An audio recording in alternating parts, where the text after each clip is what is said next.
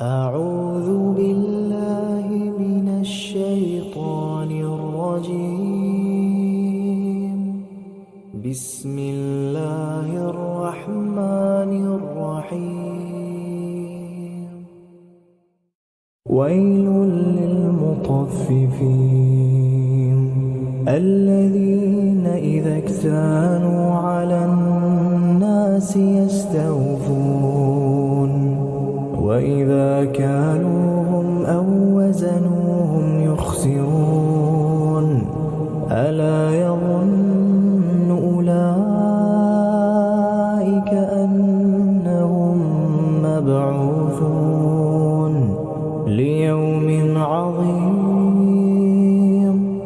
يوم يقوم الناس لرب العالمين. كلا إن كتاب الفجار لفي سجين وما